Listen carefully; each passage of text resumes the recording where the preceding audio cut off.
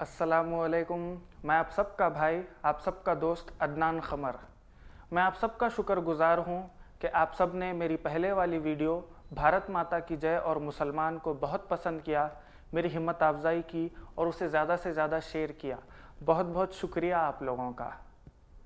हमारे देश में ऐसा माहौल बना दिया गया है, देशभक्ति की ऐसी हवा बांधी गई है कि किसी को भी किसी भी तरीके से देश का गद्दार बता दिया जा रहा है।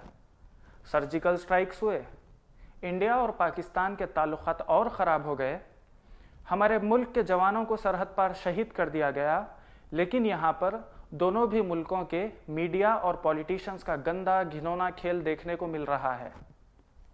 पाकिस्तानी आतंकवादियों ने गलती कर दी कि उन्होंने सिर्फ हमारे जवानों पर हमला किया, इससे सिर्फ मीडिया और पॉलिटिशियंस का फ़ायदा हुआ। वही अगर वो हमारे मुल्क के किसी बैल, गाय या भैंस को हाथ भी लगाते तो उन्हें पता चल जाता कि हम क्या कर देते। हमारे देशभक्त उनके घरों में घुस जाते, उन्हें चीरफाड़ कर देते और उनके माँओं और बहनों के साथ बदसलूकी करते, यहाँ तक के रेप करके उन्हें मार देते। और अगर इस दौरान हमारे देशभक्तों को कुछ होता तो सेंट्रल से हमारे मिनिस्टर्स उनके घर पहुंचकर उन्हें श्रद्धांजलि देते हैं। सर्जिकल स्ट्राइक्स, अल्हम्दुलिल्लाह इंडिया ने जो भी किया बहुत ही अच्छा किया। मुझे फ़ख्र है मेरे इंडियन आर्मी पर कि उन्होंने आतंकवादियों को उनके घर में घुसकर मारा। इनके साथ ऐसा ही करना चाहिए। ये एंटी सोशल एलिमेंट्स हैं जिन्हें पाकिस्तान पाल रहा है या फिर रोक नहीं पा रहा। इनके लिए हमारी इंडियन आर्मी ही काफ़ी है। यहाँ तक तो हम सारे भारतीयों के लिए बहुत खुशी की बात थी, लेकिन अब जो मीडिया के ज़रिए जंग का माहौल बनाया जा रहा है, ये बड़ी सोचने वाली बात है। इंडिया पाकिस्तान में वॉर, जंग, what rubbish is this. Pakistan से जंग करके हमें क्या फ़ायदा हासिल होगा? वो मुल्क खुद अपने आप से परेशान है। उन्हीं के लोग उनके मिलिट्री स्कूल में घुसकर उन्हीं के बच्चों को मार देते हैं। उनसे जंग लड़कर हम क्या फ़ायदा हासिल करेंगे? भाई, जिसकी पहले से बजी हुई हो उसे बजाकर कुछ फ़ायदा नहीं। War is not the answer. जंग हल नहीं है, इसमें बहुत से नुकसानात हैं। कई जानें जाएंगी, पैसा बर्बाद होगा, इकोनॉमी ख़राब हो जाएगी और नाम भी ख़राब हो जाएगा। इससे पहले की जंगों में क्या हुआ आप खुद देखिए। 1971 में इंडिया पाकिस्तान का वॉर हुआ, बांग्लादेश के लिबरेशन में। Cost of war per week ₹200 crore था इंडियन आर्मी का। एक हफ्ते का खर्चा इंडियन आर्मी का 200 करोड़ था। 1999 में कारगिल वॉर हुआ, cost of war ₹5,000 to 10,000 crore per week था। 5,000 से 10,000 करोड़ एक हफ्ते का खर्चा था।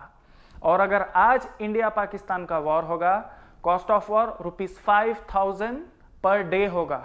अगर ये वॉर सिर्फ 2 हफ्तों के लिए भी चला, 2 वीक्स के लिए, तो मिनिमम इंडिया को नुकसान या कॉस्ट होगा 2.5 लाख करोड़, मतलब 2.5 लाख करोड़ का खर्चा होगा। इसका ज़्यादा खर्चा किस में? IAF, helicopters, aircrafts, tanks, missiles, ammunitions, इसमें जाएगा ज़्यादा खर्चा। ये जंगी कुत्ते भौंक रहे हैं ट्विटर पर, फेसबुक पर, न्यूज़पेपर्स में, टीवी डिबेट्स में, लेकिन इन्हें यह एहसास नहीं हो रहा कि अगर सबसे पहले इस वॉर से किसी का नुकसान होगा तो वो इंडिया के fastest growing economy in the world के टैग को होगा। वॉर इतनी आसान चीज नहीं है। हमारा शुरू से नारा है जय जवान जय किसान।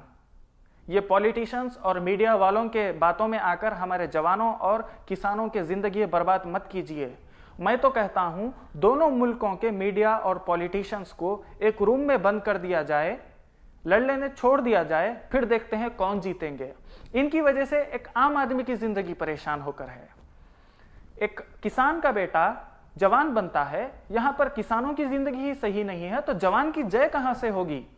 सिर्फ चंद रुपयों के लिए किसान खुदकुशी कर रहा है और जिन पर लाखों करोड़ों का कर्ज है वो लंदन में मौज मना रहे हैं। जय जवान का साथी जय किसान मर रहा है और हमारा टीवी जिसे चाहे देशभक्त बना दे रहा है तो जिसे चाहे दुश्मन बना दे रहा है। इसे आप या मैं नहीं रोक सक रहे हैं। यही तो हमारे देश के हालात हो गए हैं। सीधे साधे गांव के लोग खुदकुशी कर रहे हैं और गांव के लोग ही सरहद पार जाकर शहीद हो रहे हैं और हमारे शहर के लोग वॉर के नाम पे ऑनलाइन ट्रेंड्स और हैशटैग्स चला रहे हैं।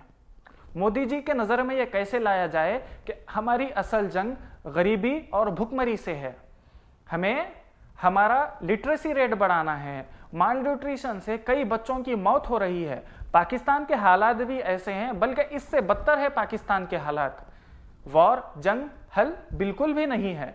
रहा हम भारतीय मुसलमानों का सवाल, हम गाते तो वही तराना है डॉक्टर इकबाल का, सारे जहां से अच्छा हिंदुस्तान हमारा, लेकिन आज़ादी के वक्त हम पाकिस्तान डॉक्टर इकबाल के साथ नहीं गए, बल्कि मौलाना अबुल कलाम आज़ाद रहीमहुल्लाह के साथ यही हमारे वतन में रहे।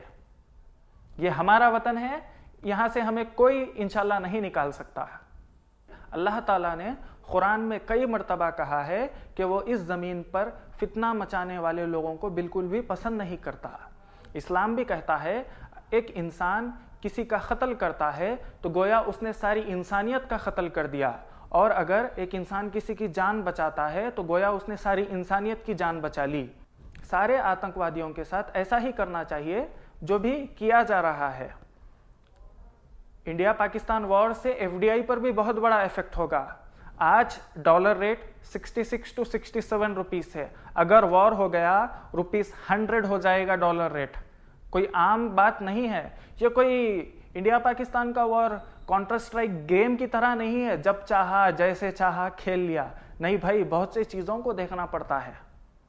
एक आम इंसान की सबसे बड़ी परेशानी यही है कि वो कैसे अपने बीवी बच्चों का पेट भरे, कैसे इस बढ़ती महंगाई में अपना घर चलाए।